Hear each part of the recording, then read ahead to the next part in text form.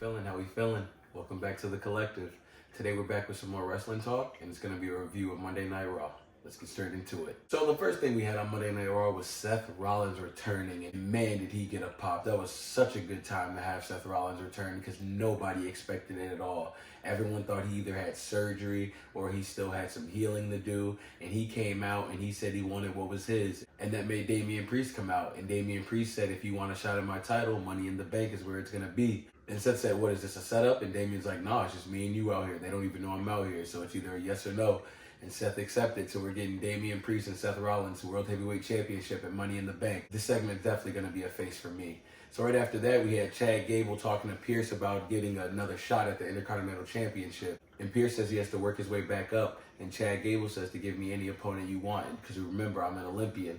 And he takes that to mind and he ends up giving him Braun Strowman as an opponent. So as the match is going on, Chad Gable was like yelling at the Alpha Academy, telling them like, this is how you do it, this is how you wrestle, and pretty much getting in their faces and stuff in the middle of the match, not paying attention to Braun Strowman, which ended up giving Braun Strowman the win. And of course that led to another segment with Chad Gable pretty much belittling the Alpha Academy, and he was yelling at Maxine to go back to the locker room. And that's when Tozawa got in his face, and when he slapped Tozawa, Otis got in his face and he pushed Chad Gable down. And that was the final straw for Otis. He was sick of his friends getting bullied by Chad Gable. So the match would get a heel because it ended so quick, and it was pretty much him belittling the Alpha Academy. But that segment after, face for sure. So after that, we get a instant replay of all the Liv shenanigans last week, and then we actually get Finn Balor caught in 4K of him slipping that hotel key in his pocket. So that was actually pretty funny because right after that, we got a segment with Damian Priest asking Finn, like, what was he doing with the hotel key? And Finn told him he was keeping it away to protect Dom and not to worry about it. So that's it. And while all this is going on, Dom is actually looking for his purple cow vest, which we'll talk about later on in the review. But this segment I'm going to face for sure. Right after that, we have the match Io Sky versus Zelina Vega against Kiana James. And all women had a really good showing in that match. It looked like Zelina was going to take it, and then we had Liv come out and actually distract her and cost her the match, which got Io Sky to do the moonsault on Kiana James and take the win.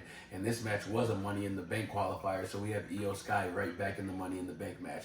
Definitely a face for that match. So right after the ladies, we get Sami Zayn coming out to cut a promo saying he's done with Chad Gable and that he's ready for anybody that's coming to challenge him for his Intercontinental Championship. And that's when Braun Breaker's music hit, and he came out to let him know that he didn't left a pile of bodies behind him and he's coming for his Intercontinental Championship next. And right as Sami begins to rebuttal, we have Sheamus music hit. And when Sheamus comes out there, he doesn't even acknowledge Braun Breaker's presence, which pisses him off. And he lets Sheamus know that he'll kick his ass. And that's when you saw Sami come in the back of the camera pretty much saying that you got to handle this tonight. And that's when we got a match scheduled for Braun and Sheamus. That was a banger that we'll talk about a little bit later. Face segment for sure. So then we had Carlito going against Dragon Lee, and that was a pretty decent match. It wasn't too bad. Dragon Lee is always putting on the show, and Carlito, he was taking it a little slow last week, but he looked like he was back in his rhythm today. But the real point of this match was Liv Morgan coming out in Dom's cowhide vest that he's been looking for.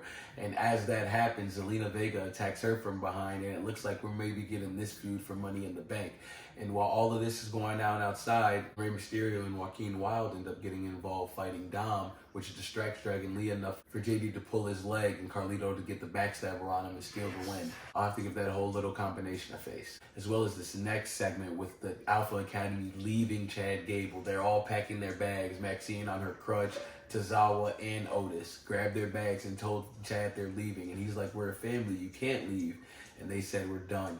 And then we get Chad Gable cutting a promo pretty much saying that he's going to go for Money in the Bank and he's going to cash in and become world champion. So yeah, this was a face. And this was a really good episode of Raw because right after that, we got Drew McIntyre coming out to cut a promo that he can't even get words out but the word CM Punk. CM Punk has gotten in his head so much that he just quits.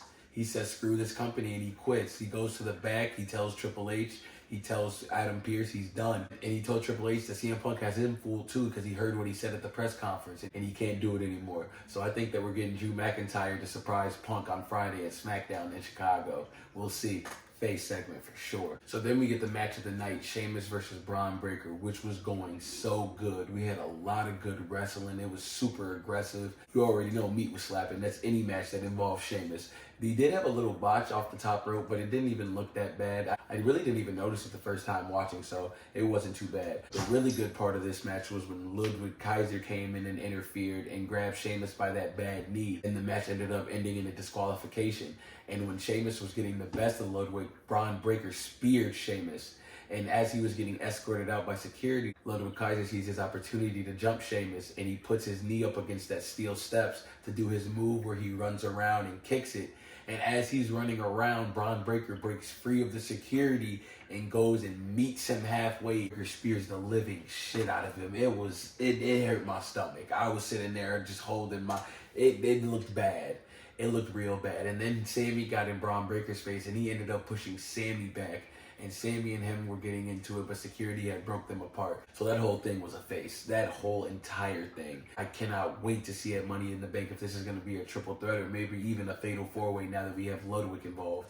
Last match of the night, we had another triple threat Money in the Bank qualifier. We had Finn Balor versus Jey Uso going against Rey Mysterio.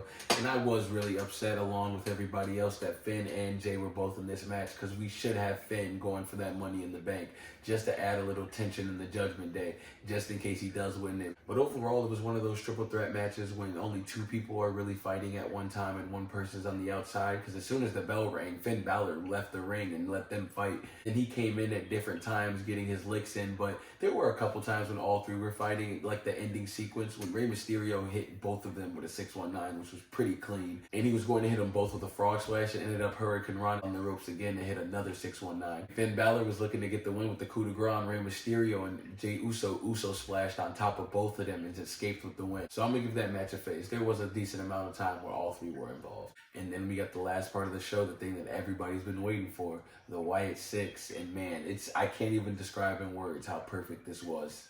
This was the best way to introduce them. And if you haven't seen it, it's a 5-minute clip. You can find it on X or YouTube. Please take time to go watch it. It is so cool. We got it started off with Sister Abigail crawling out towards the lantern. We got Bray's music. We got the door coming back. We got Eric Rowan standing over some bodies with a hammer. Dexter Lumis was in the gorilla, destroyed. Sparks flying, bodies and blood everywhere. We had Joe Gacy right behind the curtain, right next to a couple bodies, and Chad Gable looking like he took a bullet to the head.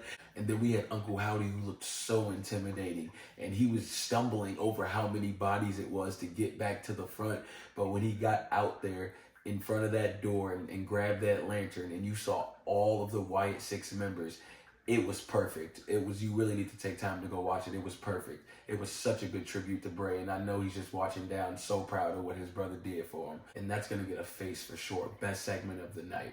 That's all we got for the Raw review today, guys. I appreciate you guys for tuning in. We should have some more videos coming up soon. We got the House of Dragon review. We got the Boys review coming up. And we got the NXT review. So I hope you guys are liking what we're putting out, and we'll see you soon.